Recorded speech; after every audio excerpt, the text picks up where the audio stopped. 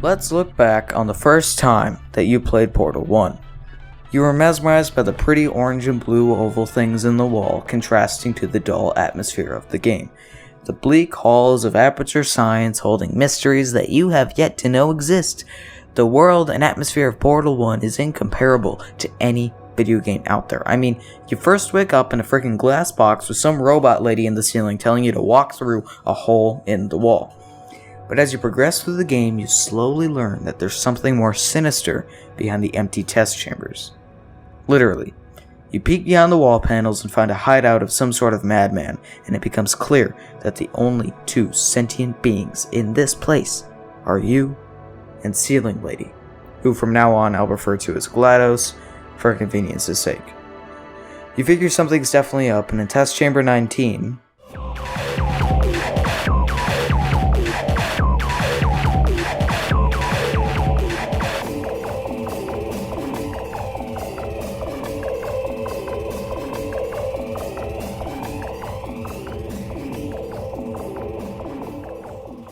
yeah.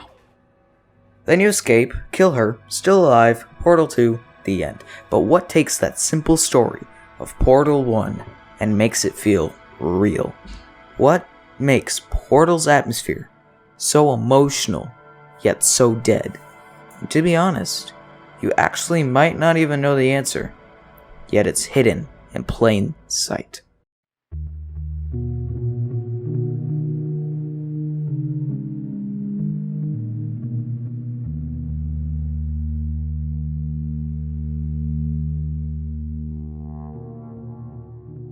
Let's start with the man who created the soundtrack himself, Kelly Bailey. Bailey has most notably done work on Half-Life, Half-Life 2, Half-Life 2 Episodes 1 and 2, and Portal. Additionally, he did the CSGO Hazardous Environments music kit based on Half-Life 1 and 2, but don't worry, it sounds equally as awesome.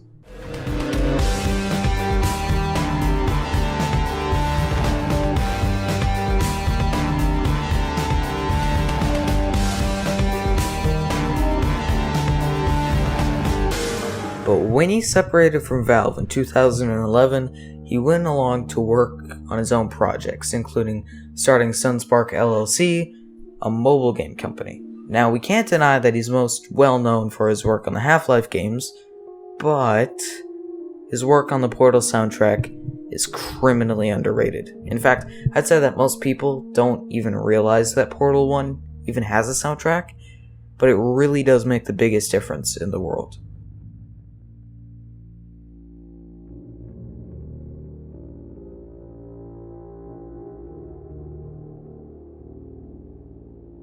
Now let's take a look through Portal's actual soundtrack. I'll play a sample of each track in the OST, and then we can actually discuss it. Starting with...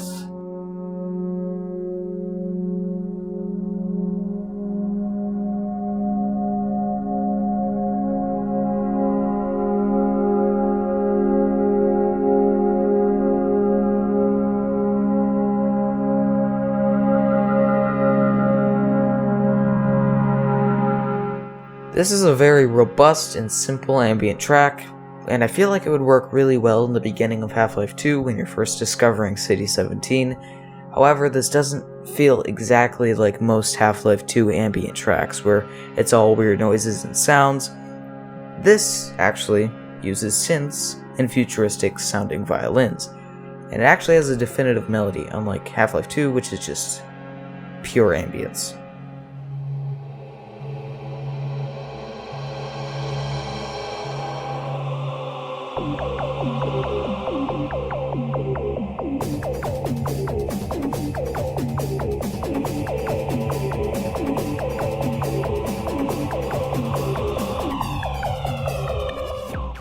Ah yes, 4000 degrees Kelvin.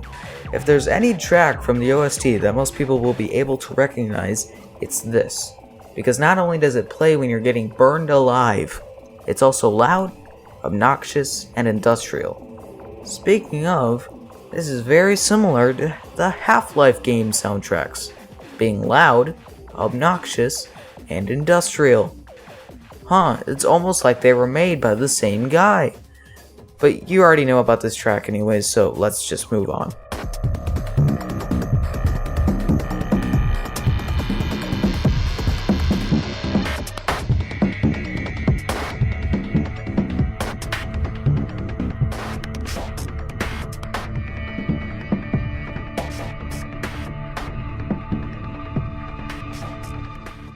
Okay, bad example. This is another easily noticeable track that most people can recognize, but it's not as much as 4000 Degrees Kelvin. It's also worth mentioning that the upbeat industrial Half-Life reminiscent tracks in this OST usually feel less rock industrial than the Half-Life games, but more electronic industrial, which really works with Portal's high-tech atmosphere.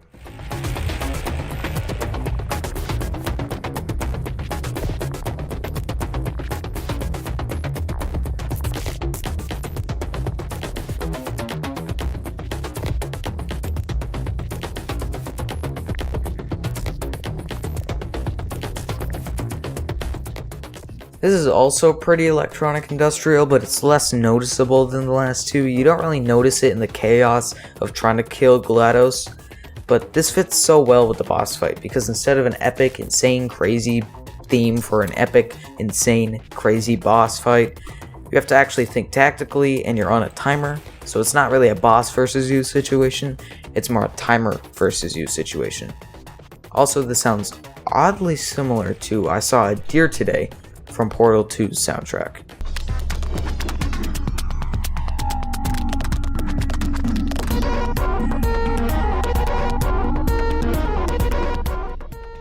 Looks like Mike Moraski's been taking notes. Very good job. Good job taking notes.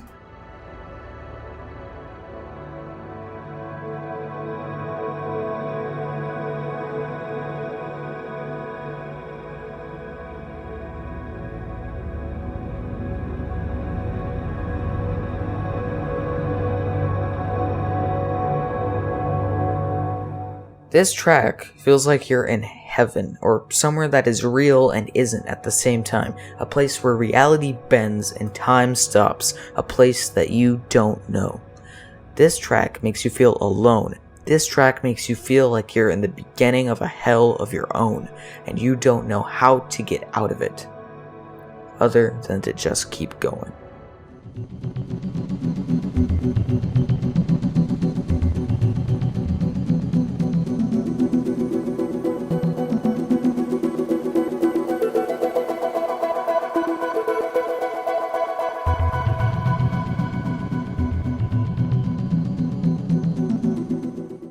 This track feels different than the rest. It's not crazy electronic and industrial, but it's not terrifyingly ambient either.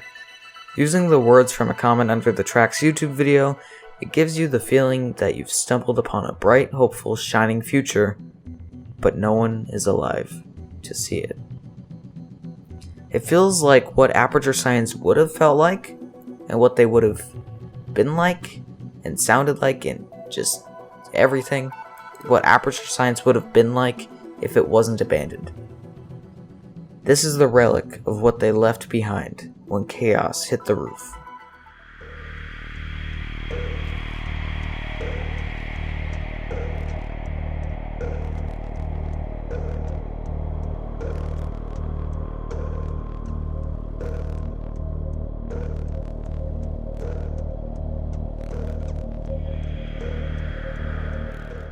This track is different from the others in the sense that it combines ambience with industrial. This track feels similar to Taste of Blood, it just adds to the atmosphere of the game while adding an industrial twist.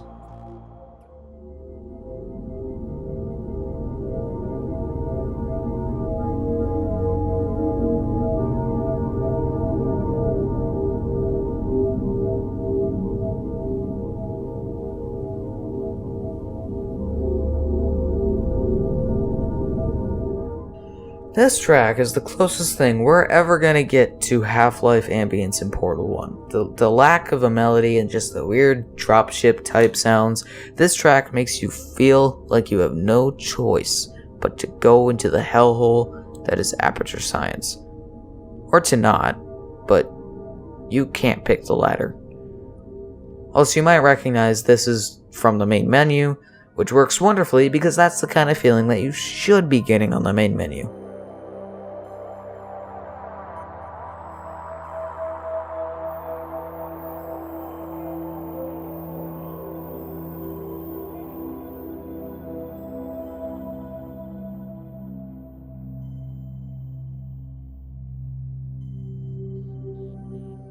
This theme plays after you escape GLaDOS's pit of doom and start running through the rest of Aperture. This theme really holds on to one purpose: to amp up the feeling of dread and terror as you explore the exteriors of the test chambers that you were just so recently in, the fear of what you might find behind the scenes.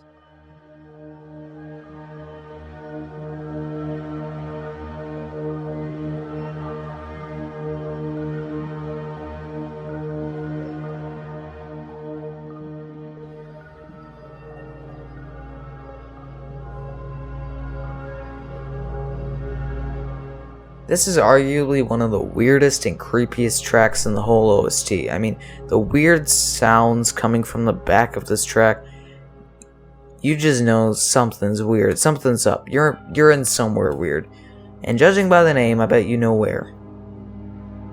Ratman's room.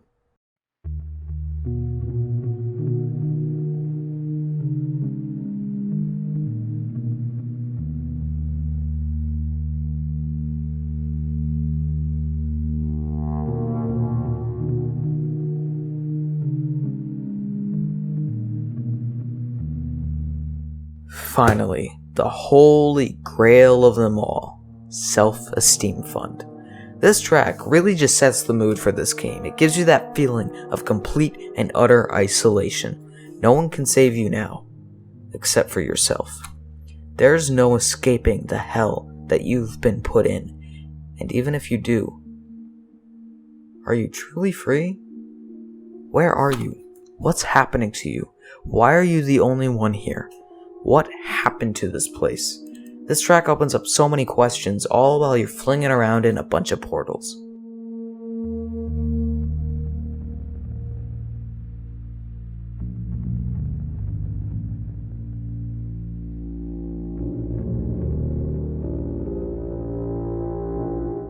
If you go back and play Portal 1 after listening to its soundtrack, you might actually notice these tracks if you actually try to notice these tracks.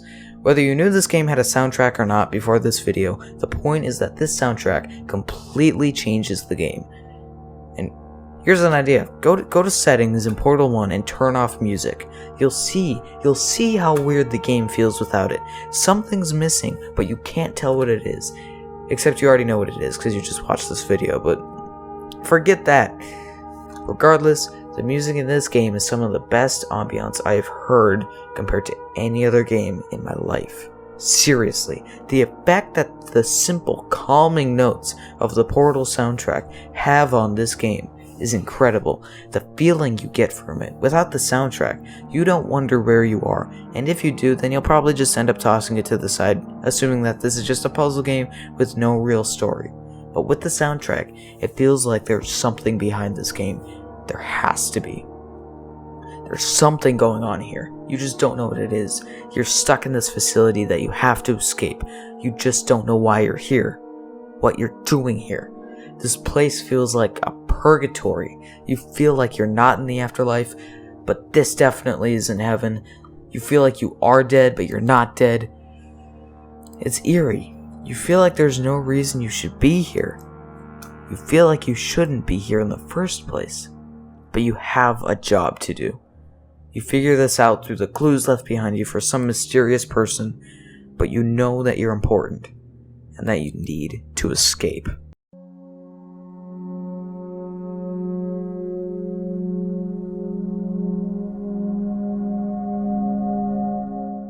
In the end, Portal 1's soundtrack is genius. It makes you feel so many emotions, yet so much soullessness. You feel like you're trapped in a purgatory state between life and the afterlife. You feel like you shouldn't be trying to escape because it's pointless, yet you know you have to. Portal 2's soundtrack doesn't have the same effect. It doesn't make you feel isolated or lonely. In fact, quite the opposite. It's more humorous and electronic. Portal 1 makes you feel dead. It makes you feel lonely and isolated. It makes you feel curious to uncover more of the dark truth behind its story. And all just because of a bunch of notes in a program. This shows how impactful music can be in video games. Hey guys, thanks so much for watching. I'm trying to reach 400 subscribers really soon, so if you want to see more videos like this, please, please, please, please, please click that subscribe button. It means the world. Seriously. Anyways, hope you guys enjoyed this video. Leave a like if you did, and as always, peace out guys. See ya. Goodbye.